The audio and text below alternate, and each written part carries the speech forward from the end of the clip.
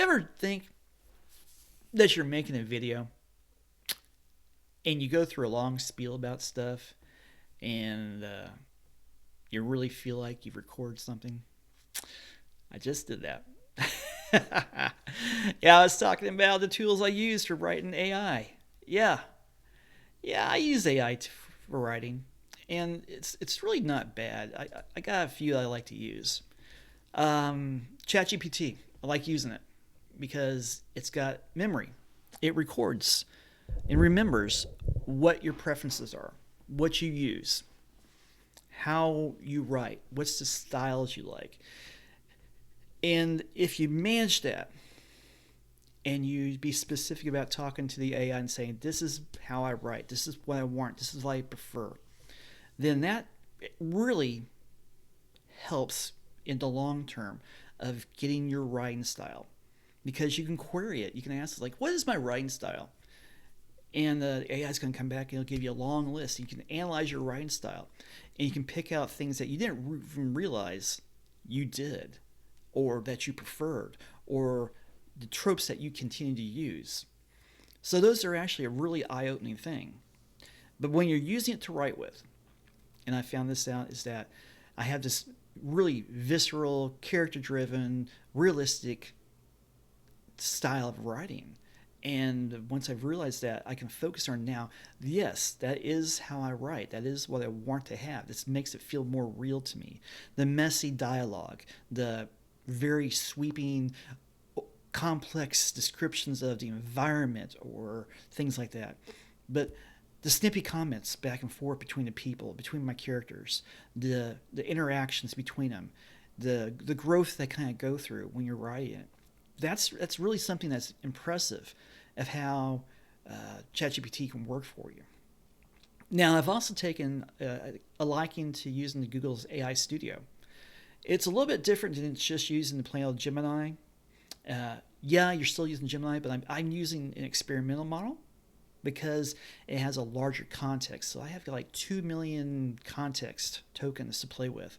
And by having such a large window, you can continue using that chat for a long time. Now, it's experimental, and if you start cranking up the creativity of it, the temperature of it, then it gets a little wiggy. Yes, it can. But when you're using the prompts and you throw something in there, it's like, here's the story where I'm at. This is what I want to have happen. This is how I see the characters interacting. Here is some of the dialogue I like to see. It can actually write pretty decently.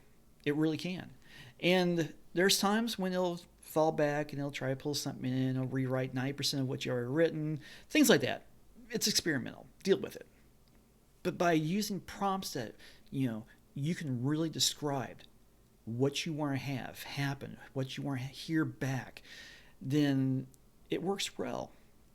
Now, I take these chats and copy and paste them into Obsidian, because Obsidian is a pretty good tool of just making a simple, markdown file. You can bold things, italicize things, you put headings in, so it's pretty simple in that aspect. And in the end, it's just a text file. There's nothing really messy with it, so that way you're not dealing with all this weird formatting stuff. So it actually helps quite a bit. And it has a really nice way of having your word count. So when you create a chapter, when you create part of a scene, you can add it in there. You can see, oh, I've had 1,000 words. I had 500 words. You can go back and forth, and the spell check will show you what's spelled wrong, which generally doesn't happen with your AI. So it helps in that aspect really well. And that's really kind of the tools I've been using lately to do things. I have played with Claude, and Claude's pretty good, but it's limiting. If you're using the free version, and if you're not paying for it, you just 6 or 7 prompts, and you've gotten good stuff, but bam, you stop, hard stop, and it's like, well, okay. But you can take those descriptions and you can add it into it, and you can modify things and play around with it, put it together, throw it back into another AI, just like GPT. Go with that. Throw it into Gemini Experimental and play with that. And using those prompts can really generate a good story. So that's how I use my tools for right now. And yeah, I'll catch you in the next one. Thanks for listening.